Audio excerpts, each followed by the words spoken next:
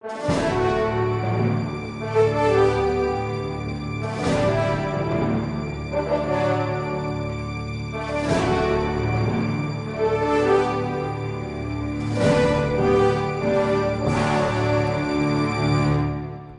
boa tarde a todos.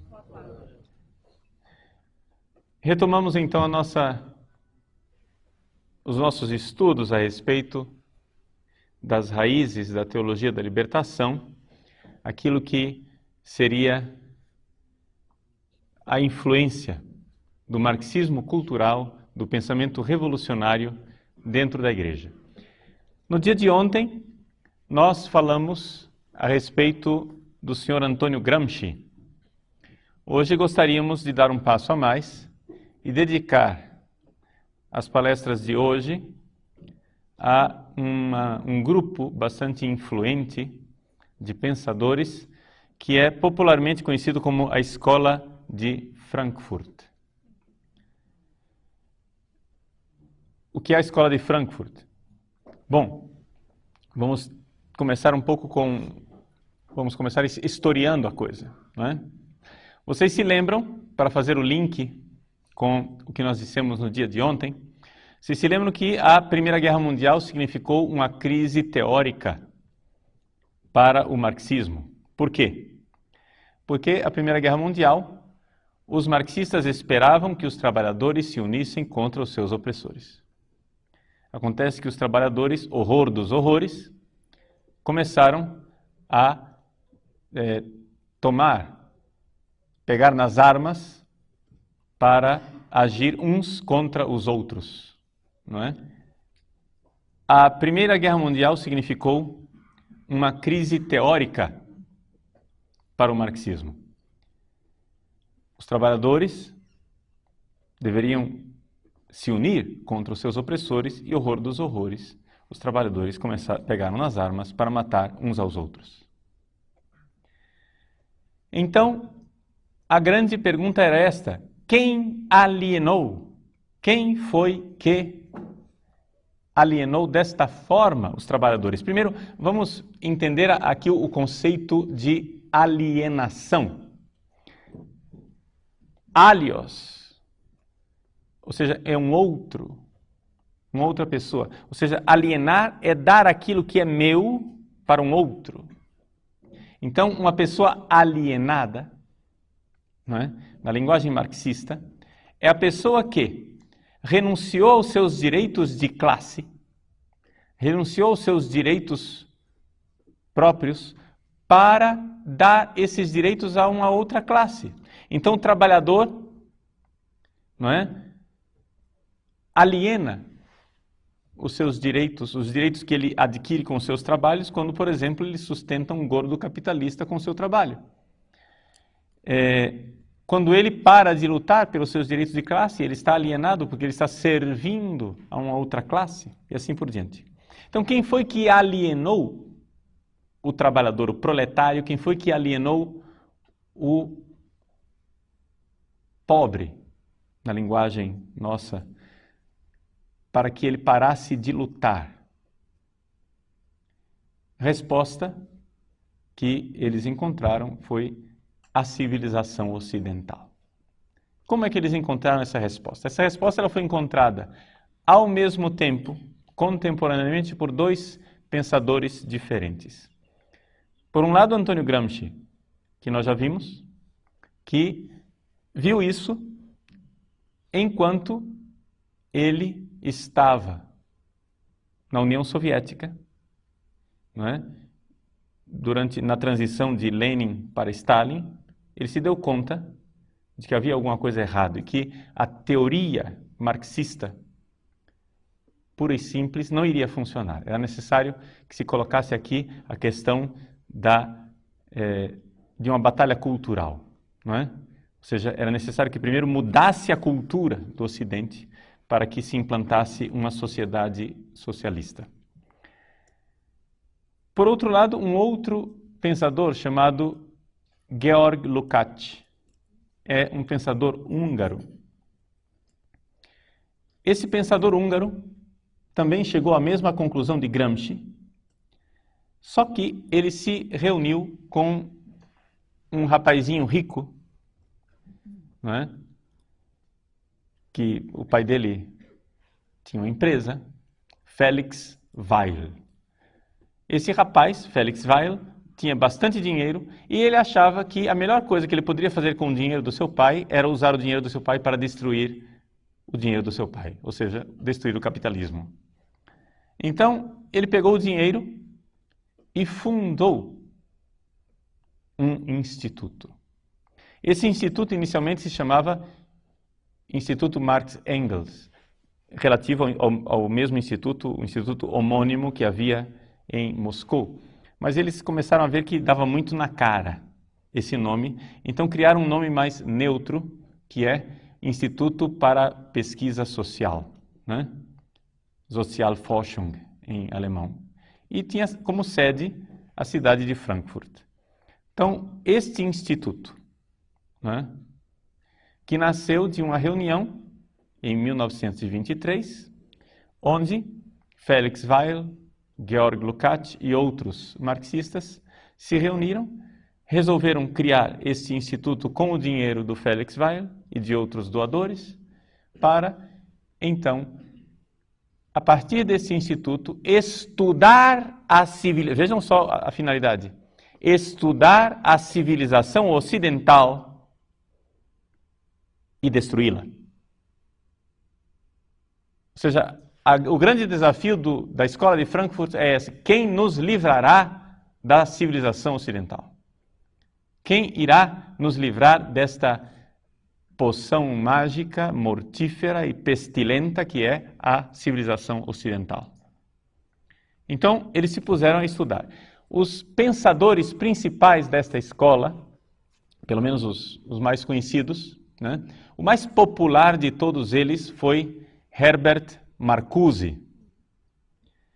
Mas não era o chefe entre eles. O principal era o Horkheimer, que também tinha como parceiro em alguns escritos o Adorno. Então, Theodor Adorno, Max Horkheimer e Herbert Marcuse são os principais. Mas também existem outros ligados mais diretamente ou menos diretamente a essa escola de Frankfurt, como, por exemplo, acho que vocês já ouviram falar de Erich Fromm, não é? Não sei se já ouviram falar de Wilhelm Reich, e assim por diante, né? Outros pensadores que têm uma ligação direta ou indireta com a escola de Frankfurt. Um pensador bastante recente e famoso que tem uma ligação indireta com a escola de Frankfurt é o Habermas, não é? Que acho que todo mundo já ouviu falar. O que é interessante é que todo mundo que ouve falar nestes pensadores raramente os associa com o marxismo. Interessante isso.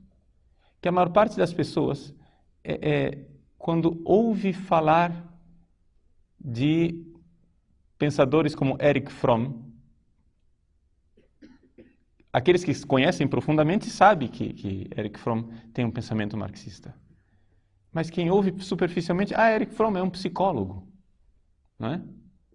Ouve falar escola de Frankfurt, a escola de Frankfurt, mas num pensamento popular não há essa coisa de que eles sejam marxistas. Por quê? Porque é um marxismo heterodoxo, ou seja, um marxismo que não segue a cartilha própria de Marx, porque é um marxismo que não luta diretamente no campo econômico, é um marxismo que luta no campo cultural. Mas nós vimos que a partir da dissolução do socialismo real com a queda do Muro de Berlim, a batalha é cultural. Ou seja, hoje a coisa é cultural. E aqui que está.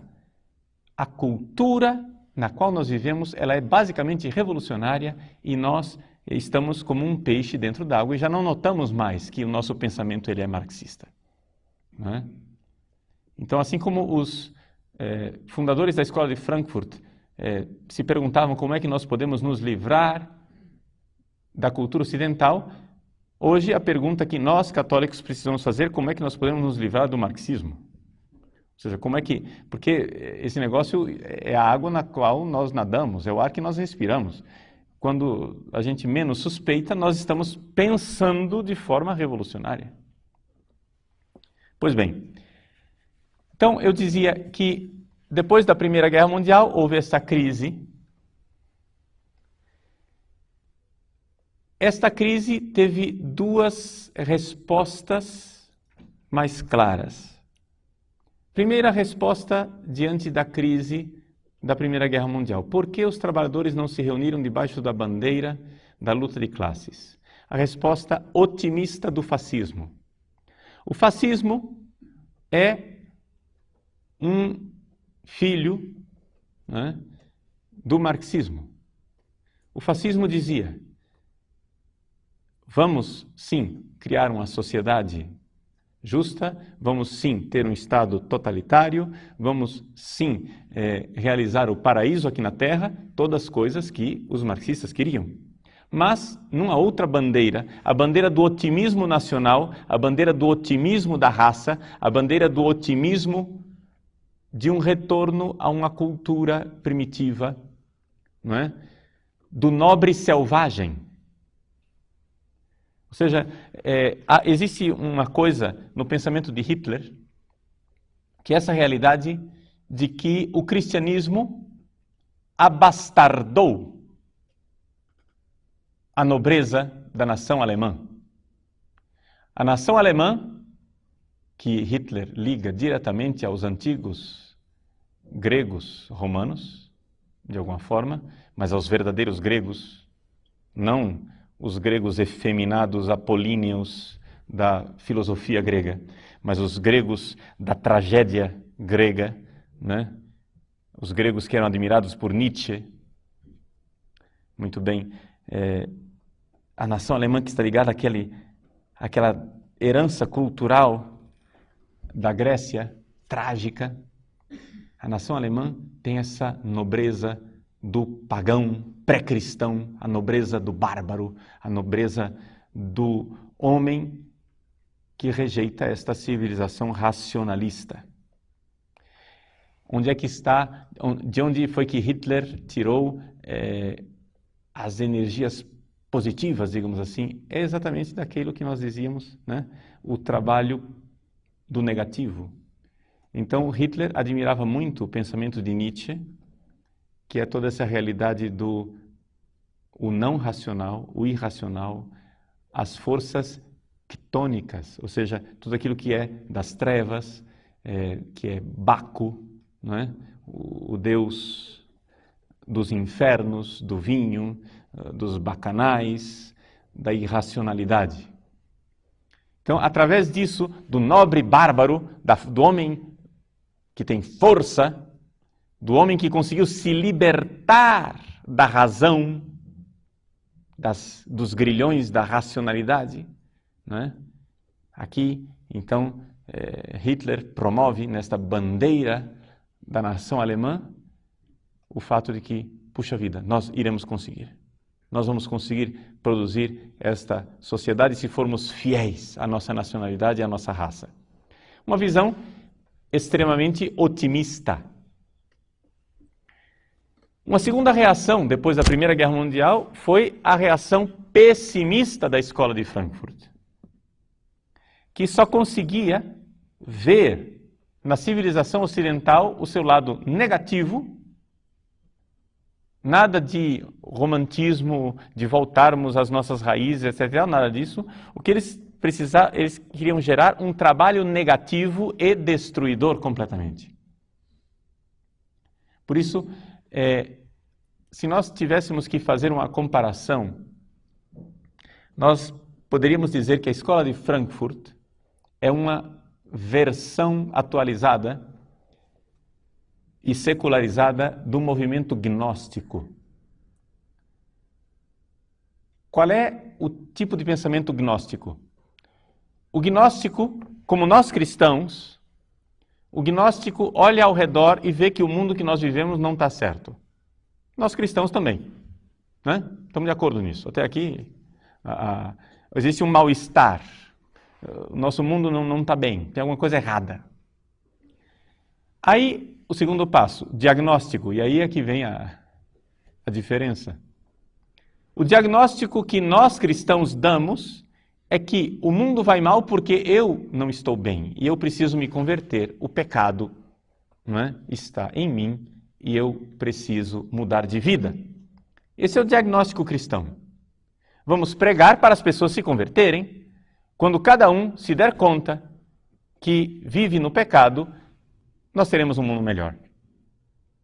Não vamos ter paraíso aqui na Terra, mas pelo menos a gente vai ter um mundo melhorzinho. Mas o diagnóstico dos gnósticos é diferente.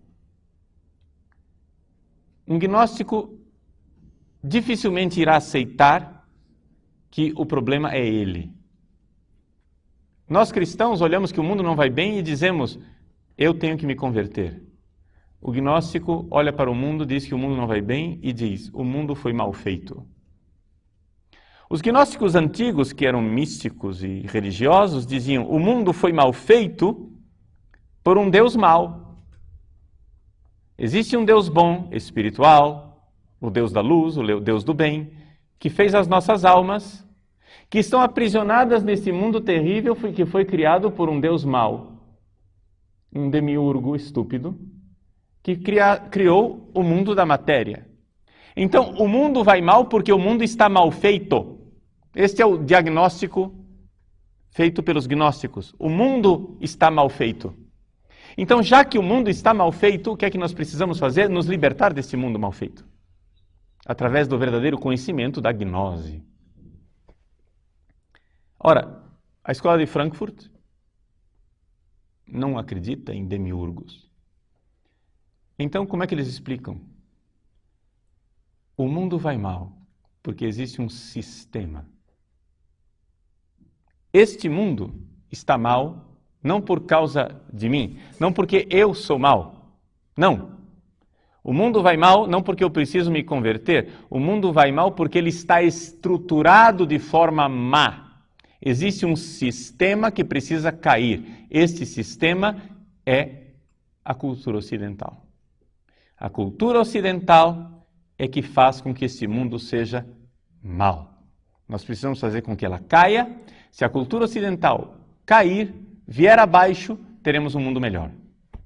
Então, a força que a escola de Frankfurt faz é uma força de desconstruir o mundo atual. Não é? Desconstruir o Ocidente, os valores ocidentais. Ela tem uma abordagem absolutamente pessimista do mundo. Nada de otimismos com bandeiras, triunfo e vamos conseguir, e marchas em Nuremberg, companhia limitada como fazia Hitler. Né? O triunfalismo da nação germânica. Nada disso. Nada de triunfalismo. Existe um pessimismo terrível onde eles só conseguem ver algo ruim no mundo. É por isso que então eles criam a chamada teoria crítica.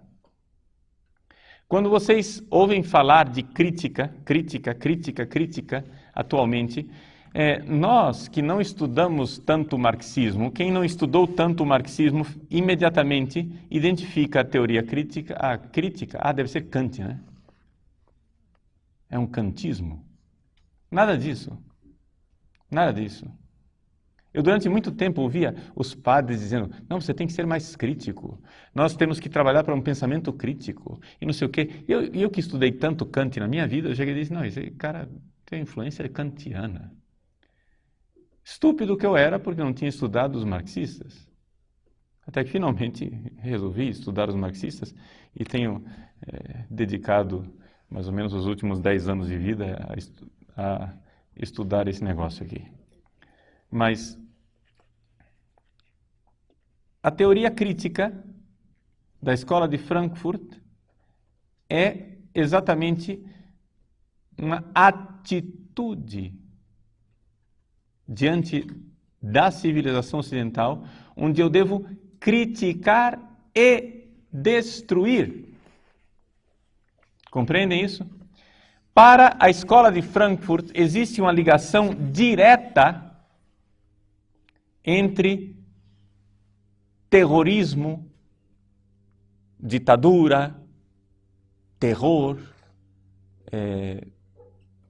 todo tipo de violência e civilização. Por que é que este mundo é um mundo de violência, de guerra, de injustiça, de terror? Porque ele é civilizado. Nós precisamos destruir a civilização e o terror desaparecerá. É necessário destruir a civilização para que das suas cinzas brote algo de positivo. Então é o trabalho crítico de destruir tudo.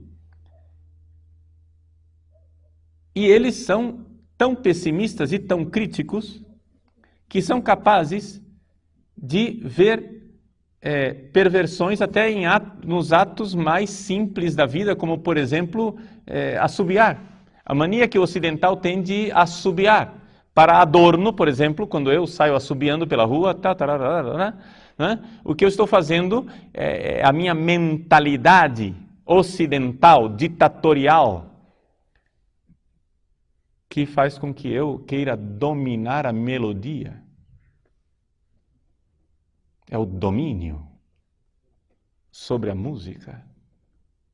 É uma mentalidade doente. Então, compreendem que são homens hipercríticos, pessimistas, que têm uma atitude negativa diante do mundo. O mundo está mal feito, a civilização está mal feita, precisamos destruí-la. Aí você vem e diz, tudo bem, a problemática está bonita, e cadê a solucionática? Não é? Não tem solucionática. Existe somente uma pars destruens. Entendeu? A parte que destrói. O que virá depois brotará automaticamente. Mas isso é típico do marxismo, hein? Por quê? Porque do marxismo, nós vimos ontem, existe esta convicção do poder criativo do mal. Do poder criativo do negativo. Destrua e brotará a ordem. Entende? Faça o mal e surgirá o bem. Para qualquer pessoa que ouve um negócio desse, diz, esses caras são loucos. Mas é a demência de quem se recusa a aceitar Deus, a aceitar a verdade, a aceitar as coisas. A coisa realmente é como ela parece ser, é demência. Bom, então vamos ver de forma mais sistemática o que é que nos diz a escola de Frankfurt.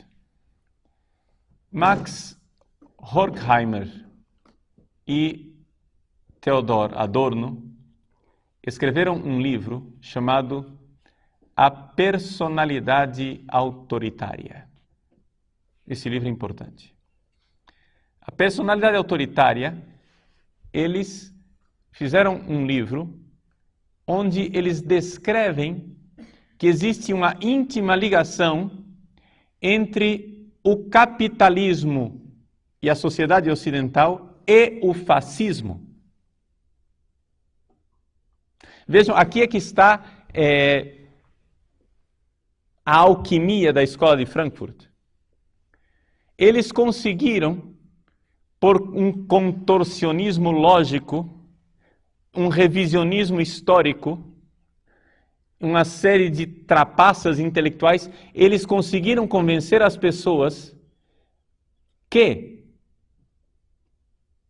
o capitalismo, a civilização ocidental, o cristianismo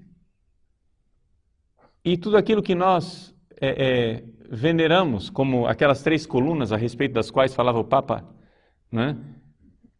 No Bundestag, na Alemanha, as colunas de Jerusalém, Atenas e Roma, ou seja, a ética judaico-cristã, a filosofia grega e o direito romano, eles acham que essa civilização é uma civilização fascista.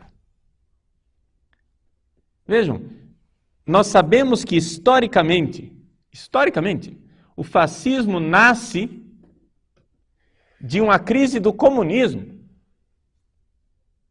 Ou seja, o fascismo é um cisma do pensamento comunista.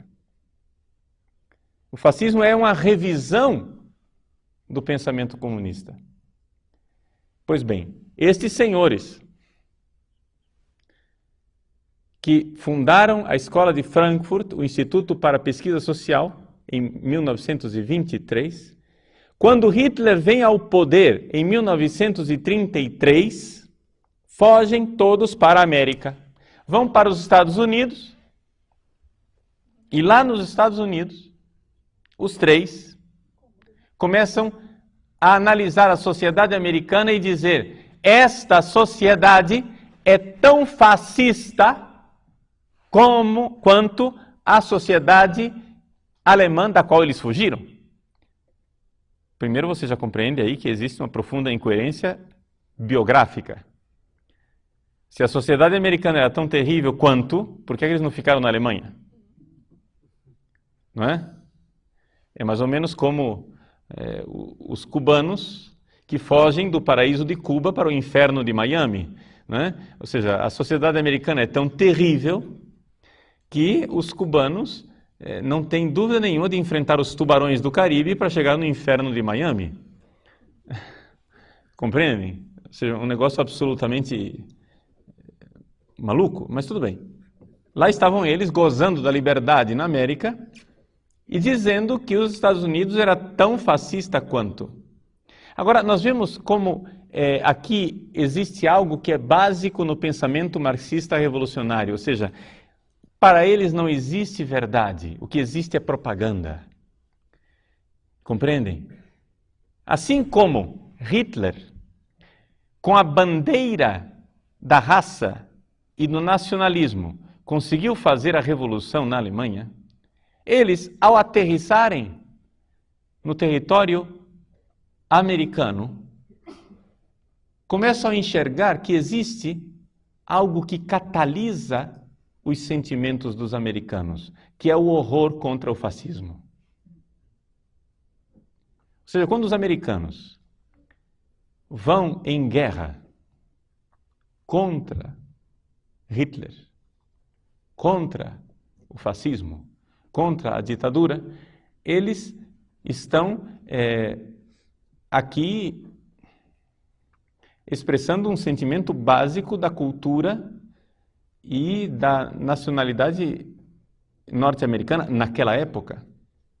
Os Estados Unidos de hoje é outra coisa, mas é bastante mais matizado. Mas naquela época, essa realidade de lutar pela liberdade, lutar para que contra um governo autoritário, onipresente, que tudo governa, isso estava na veia do americano. Não é? Então esse sentimento antifascista, esse sentimento de oposição a um governo totalitário e intervencionista que tira a liberdade, era algo que estava no sentimento mais profundo da nação americana. Pois bem, eles pegam isso como bandeira para convencer os americanos: vejam, isto que você mais odeia é o que você é. Compreende? Ou seja, eles começam a fazer uma espécie de alquimia, de mudanças, em que eles tentam mostrar para o homem da civilização ocidental, e o suprassumo da civilização ocidental para eles era os Estados Unidos, ou seja, lembrem que eles abominam a civilização ocidental. Então, onde que a civilização ocidental é mais ocidental? Nos Estados Unidos. Então, qual é a sociedade que nós temos que destruir por primeiro? É a americana. Então eles começam a convencer os próprios americanos de que eles são fascistas. Eles se instalam na academia, se instalam nas universidades americanas, na Universidade de Colômbia, na Universidade de San Diego, na Califórnia, se instalam nas universidades americanas e começam a ensinar aos americanos que eles, americanos, são fascistas. Esta é a tese do livro de Horkheimer e Adorno, A Personalidade Autoritária. Eles criam uma espécie de escala que eles chamam de F-Scale, a escala F, F para fascismo. A sua personalidade, ela é autoritária conforme esta escala F. Você pode medir o grau de fascismo que existe em você. E onde é que estão os traços de fascismo que nós temos? Pois bem, o fascismo se manifesta em você, homem ocidental, quando você valoriza a família. Se manifesta em você, homem ocidental, quando você valoriza a religião. Se manifesta em você, homem ocidental, quando você valoriza a propriedade privada. Quando você valoriza o mercado livre. Quando você valoriza os valores da moral sexual tradicional. Ali está o fascismo. Mas padre, como é que é possível que uma pessoa que valoriza a família seja fascista? Ora, eles fazem um contorcionismo lógico, um negócio assim que é admirável, a capacidade que eles têm eles deviam trabalhar num circo, né?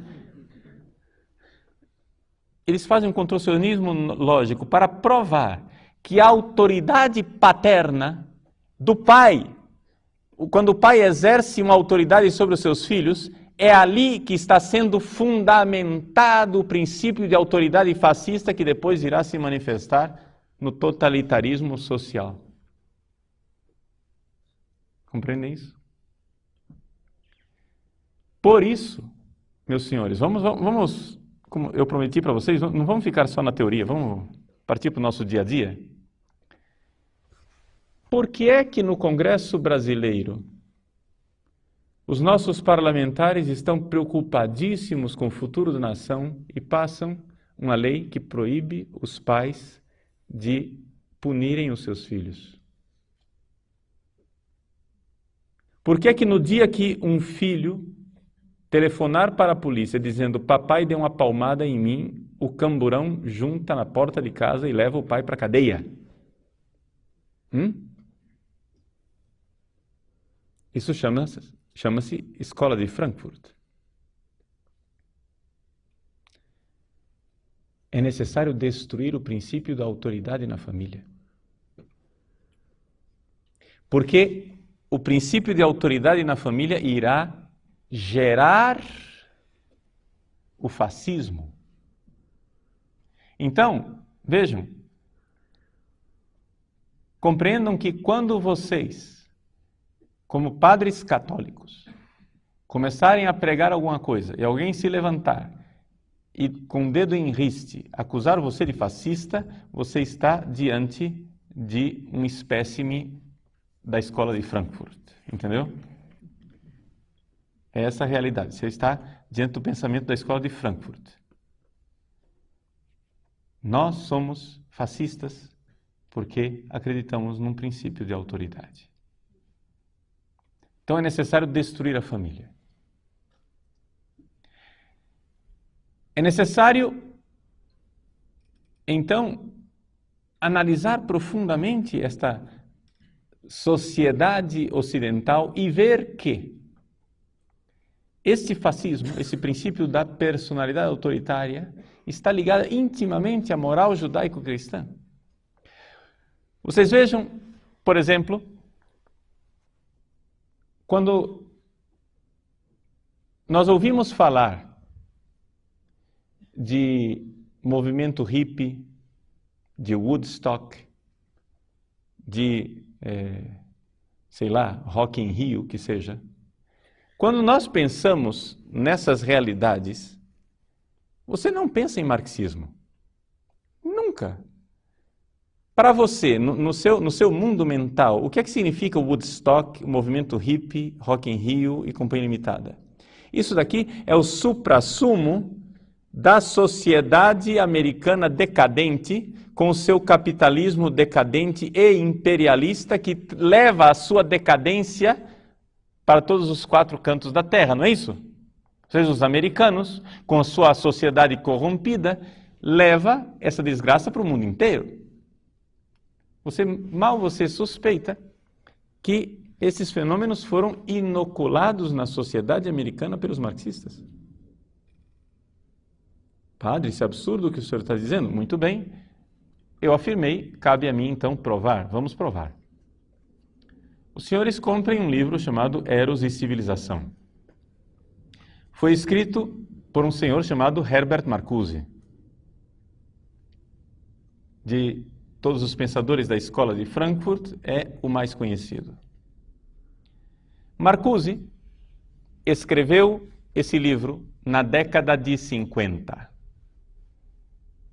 Portanto, nós estamos bem longe de Woodstock, ok? Nós estamos bem longe da revolução sexual, estamos bem longe da revolução hippie, estamos bem longe das campanhas pacifistas do Vietnã. Estamos pelo menos de 15 a 20 anos de distância. Estamos de acordo? Muito bem. Ora, nesse livro, Marcuse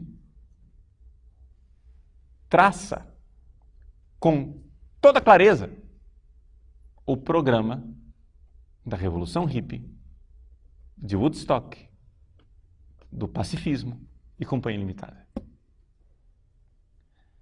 Você vai dizer, Padre Paulo, o senhor é um teórico da conspiração. O senhor acha que tudo foi conspirado e foi... Mas pera lá, como teórico da conspiração, meu irmão? O cara 20 anos antes diz, vou fazer. Quando 20 anos depois o negócio acontece, eu não tenho por que não ver uma relação de causa e efeito. Ele entra nas universidades americanas com aquela tese, quando 20 anos depois os próprios universitários americanos estão fazendo aquilo que ele previu, é evidente que houve alguém por trás disso. Mas não, nós fomos educados a pensar que os movimentos hippies de revolução sexual, etc. e tal, são fruto, não é? São o fruto maduro da decadência americana. Ou seja, a sociedade americana repressora iria necessariamente decair. Vamos analisar qual é a tese que está em Eros e Civilização. Marcuse, em Eros e Civilização, faz um casamento entre Freud e Marx. E esse casamento consiste no seguinte. Vejam a leitura que ele faz. O americano é puritano, porque ele tem uma moral sexual cristã tradicional. Ora, ele reprime o sexo.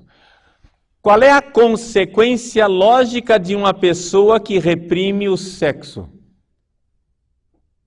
É que ela fica agressiva. E é por isso que o americano gosta de fazer guerras.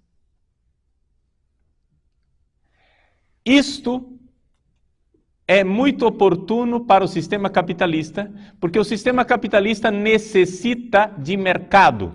Então ele faz guerras para conquistar novos mercados e assim imperialisticamente ir conquistando o mundo. Então, o que acontece é isso. O que acontece com o imperialismo americano é que a sexualidade, a repressão sexual, é que mantém o sistema capitalista de pé. Compreendem isso? O homem americano, o homem heterossexual, de casamento monogâmico, de moral cristã tradicional, ele está reprimindo a sua sexualidade. Ele gostaria de fazer sexo, ele gostaria de sexo livre, ele gostaria de fazer muita coisa, mas o sistema opressor, a cultura ocidental o reprime com a ética judaico-cristã. A ética judaico-cristã, ela é castradora, ela castra a pessoa vira uma panela de pressão e então, porque ela não exerce a sexualidade, ela se torna agressiva. E ao se tornar agressiva, ela faz guerra. E ao fazer guerra, ela conquista novos mercados. E ao conquistar novos mercados, ela mantém o capitalismo de pé.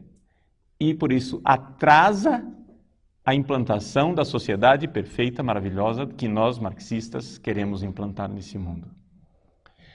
Portanto, existe uma relação direta de causa e efeito. Nós precisamos, então, fazer com que esse homem ocidental, puritano e reprimido, faça sexo. Surge, então, o lema de Marcuse: faça amor, não faça sexo. Não faça guerra, perdão. Surge o lema de Marcuse: faça amor, não faça guerra. Vocês já ouviram a palavra paz e amor, bicho? Paz e amor, bicho, quer dizer isso. Amor é sexo. Sexo livre. Revolução sexual.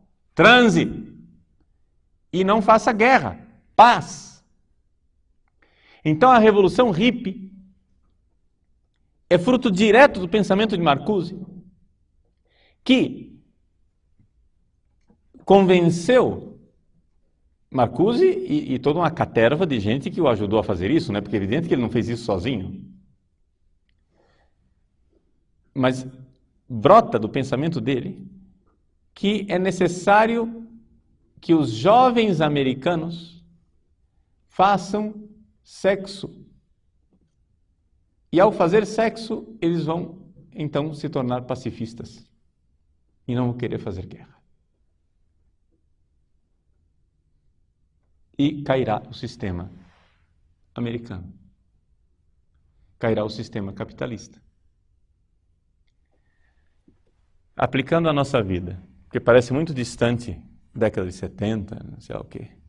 Os senhores compreendem por que é que os marxistas dentro da igreja precisam desesperadamente que vocês não vivam o celibato? Entendem? Por que é que esses caras não nos deixam em paz para viver o celibato que nós queremos viver? Meu irmão, você quer casar? Seja feliz. Você quer transar? Seja feliz. Entende? Você é heterossexual e quer ter 10 mulheres, que as tenha. Você é homossexual e quer ter uma vida devassa, que a tenha. Mas me deixe em paz vivendo o meu celibato. O que é que você tem que se meter comigo? Entende? O cara é louco, pagão, não crê na moral cristã, não está nem aí. Mas quem é que está te impedindo de ser devasso e maluco? Seja. Me deixe em paz na minha igreja, eu quero ser casto, boa noite. Mas não.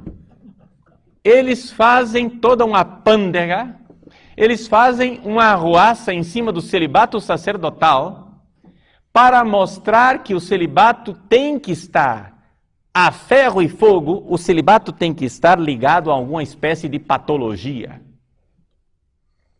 Então eles querem convencer-nos de que o celibato não é bom, para que nós paremos de viver o celibato e vivamos uma vida devassa. Por quê? Porque eles acham que no momento em que você parar de viver o celibato, você deixará de sustentar o imperialismo romano.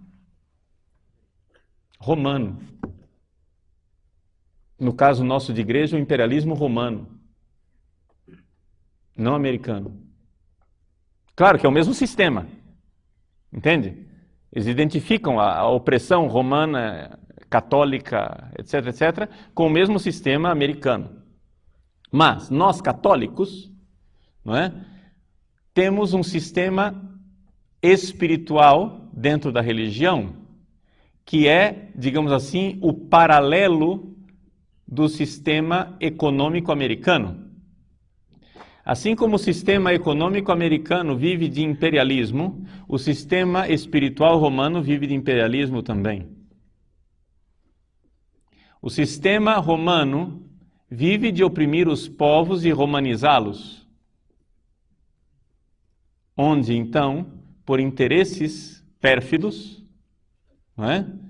O Papa e a sua caterva de padres conservadores, vive para oprimir os povos e impor a eles uma ortodoxia doutrinal. E esta guerra que os padres fazem, querendo impor ortodoxia doutrinal, está diretamente ligada com a repressão sexual do celibato. Faça cair o celibato e você faz cair a ortodoxia doutrinal. Agora, de uma certa forma, eles têm razão. Eles não têm razão, mas eles têm razões. Deixa eu dizer o quê? Existe uma verdade que é a seguinte, isso é uma verdade espiritual. Se você não vive como pensa, vai terminar pensando como vive. Então, de fato, se você, vamos supor, estuda o catecismo da Igreja Católica, você estuda a doutrina da Igreja Católica, você é muito ortodoxo, mas você não consegue viver uma vida virtuosa. Um dia você vai na balada, outro dia você sai com a menina, outro dia você transa com ela, e depois você vai num site pornográfico, aí depois você se masturba, aí depois você faz isso, aquilo, etc, etc. Você vai aprontando. Você apronta na sua vida sexual. O que acontece é o seguinte, ou você muda a sua vida, ou você vai terminar pensando como você vive. Isto é verdade biográfica na vida de muitos padres. Os padres recebem... Como é que esse pessoal consegue tantos seguidores? É assim.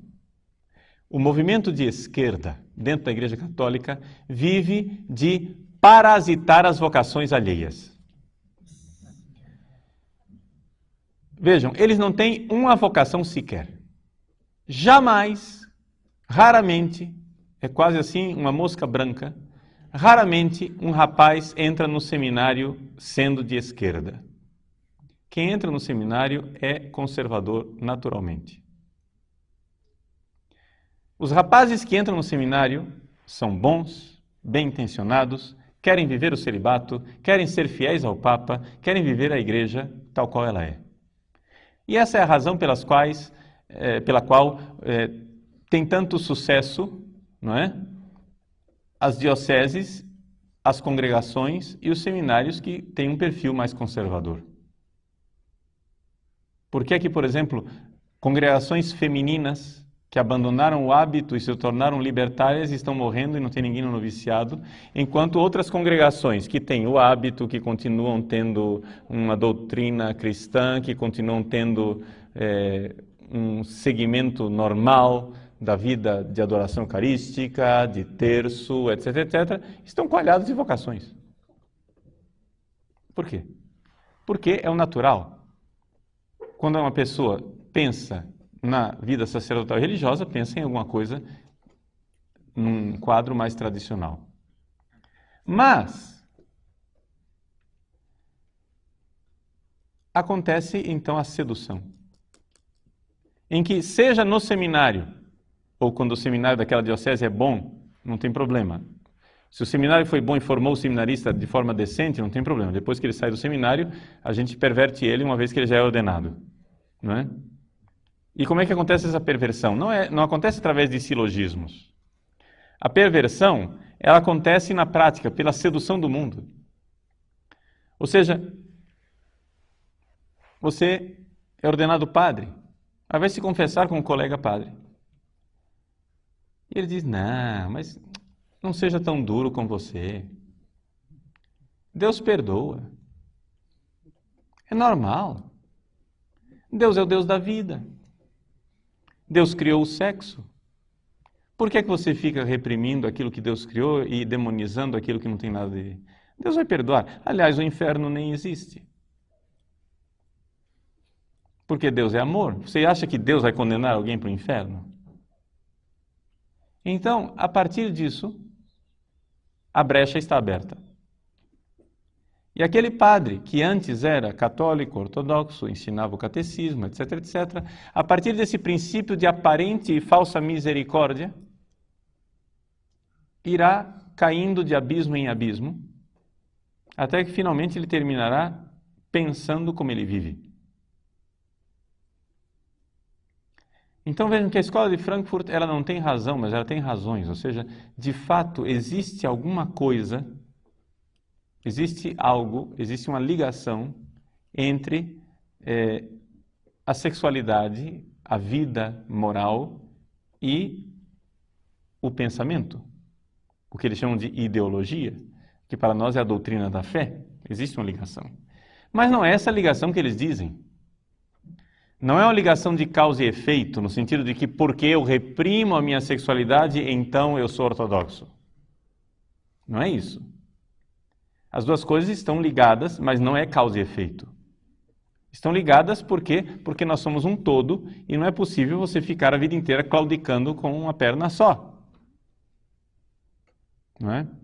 Então, dentro daquilo que é o pensamento da escola de Frankfurt, existe uma necessidade imperiosa, premente, urgente, de se mudar a cultura ocidental. O que eu abordei nessa palestra aqui foi, sobretudo, esta realidade da sexualidade. Você mudando a sexualidade, você mudando a forma de a pessoa se comportar sexualmente, você está impondo um novo padrão e você vai fazer com que as coisas fiquem muito mais fáceis para implantar a sociedade socialista. O que é que nós podemos dizer disso tudo?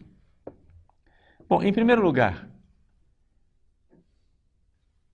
não é verdade que ao destruir a moral sexual, eles criem uma sociedade melhor. Isso simplesmente não é verdade. Isto poderia talvez enganar os jovens da década de 70. Na década de 70, os jovens, para conseguir transgredir as regras morais sexuais que eles receberam dos pais, né? Porque os pais deles eram pais tradicionais, conservadores, que educaram aqueles jovens num sistema rígido de moralidade, muito bem. Para que aqueles jovens da década de 70 conseguissem transgredir os tabus sexuais, assim, eu estou usando a linguagem deles, né? Ou, melhor ainda, vamos usar a nossa linguagem, para que aqueles jovens da década de 70 conseguissem violentar a própria consciência, eles precisavam de doses altíssimas de maconha, de cocaína e de tantas coisas.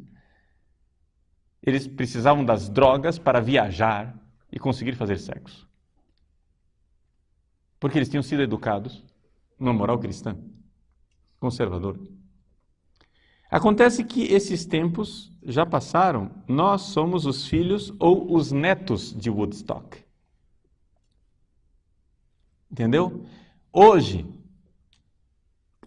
vovô é que é maconheiro. Entende?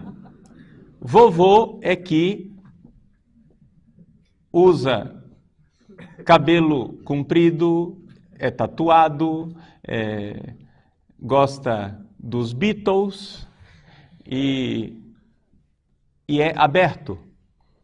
O neto, muitas vezes, isso não é regra, é evidente que isso não é regra absoluta, mas muitas vezes o neto já está vendo o mundo horroroso criado pelo seu avô e rejeita esse mundo.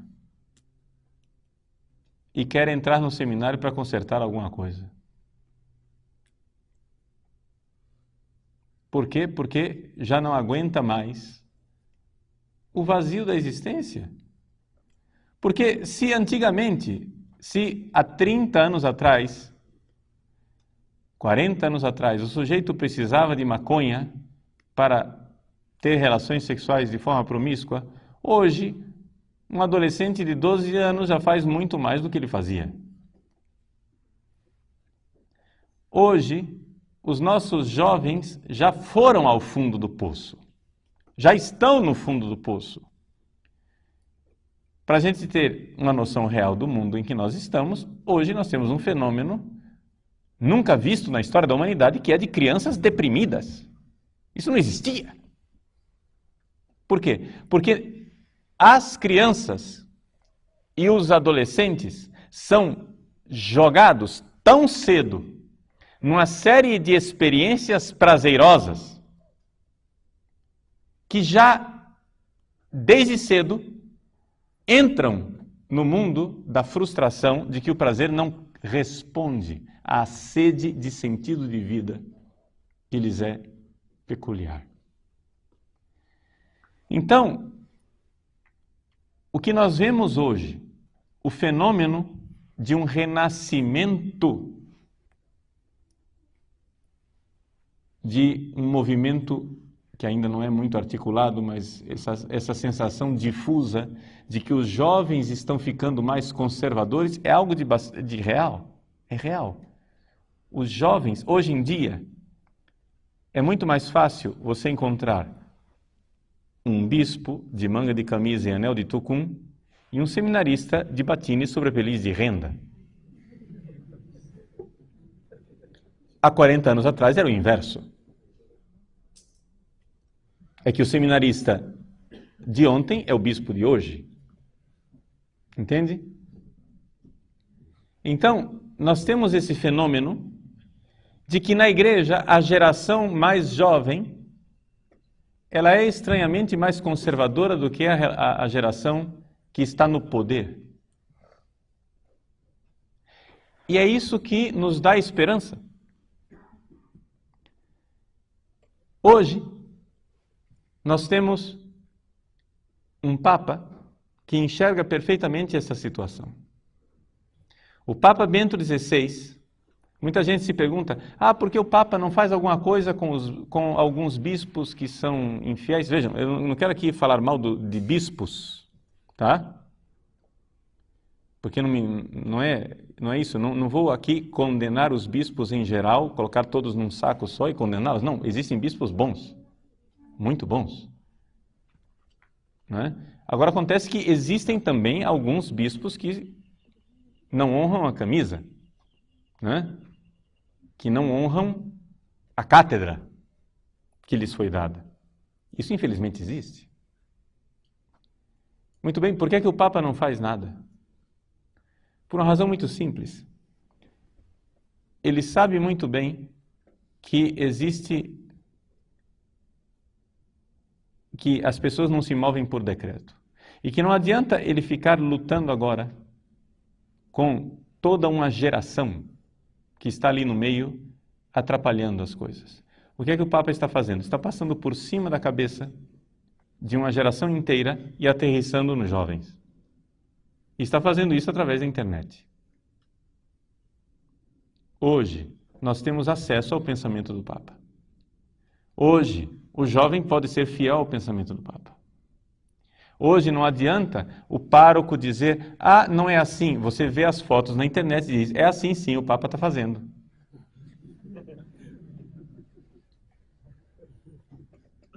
Entende? Ou seja, enquanto antigamente nós não tínhamos acesso a Roma, enquanto os decretos romanos se perdiam no meio do Atlântico, quando chegavam aqui no Brasil já estavam completamente aguados e com um significado mudado, hoje o jovem tem acesso direto ao Papa. E a esperança para a igreja no futuro é esta geração. Nós iremos ver, ao longo destas palestras, que é necessário, porém, que, além de boa vontade, nós tenhamos também estratégia. É necessário que a gente saiba que é necessário ter estratégia e paciência histórica para chegar em algum lugar com aquilo que é a necessária, entendam bem a palavra, reforma da igreja. Ou seja, a igreja precisa voltar às suas fontes, precisa voltar à sua identidade verdadeira, precisa compreender que nós estamos infiltrados por uma série de mentalidades e estamos no meio de uma batalha cultural terrível. Vocês estão vendo claramente de onde vem a mentalidade que nós vivemos dentro da igreja? Vocês veem claramente que a coisa foi formada por uma mentalidade muito alheia ao cristianismo e que, no entanto, está fazendo cabeças dentro da igreja e criando uma série de confusões dentro da igreja. Como é que nós podemos fazer para reverter tudo isso? Calma, não vou tratar disso agora nessa palestra. Por enquanto, nós estamos na primeira fase. A primeira fase é de explicar ao doente que ele está doente e por que ele está doente. Estamos no diagnóstico, não estamos ainda na terapia, não é? Estamos no diagnóstico vendo como é que, sem perceber, nós somos, sim, gramscianos e somos, sim, frankfurtianos, de alguma forma inconsciente. E que essa realidade está dentro da igreja e está criando uma doença generalizada. Por quê? Porque estamos sendo sabotados por um pensamento alheio ao cristianismo. Essa é a ideia fundamental que eu estou transmitindo para vocês, né, nessas primeiras palestras. Depois do diagnóstico, quem sabe, né, conseguiremos traçar o caminho de uma terapia para essa doença e assim sair do abismo no qual nós nos precipitamos.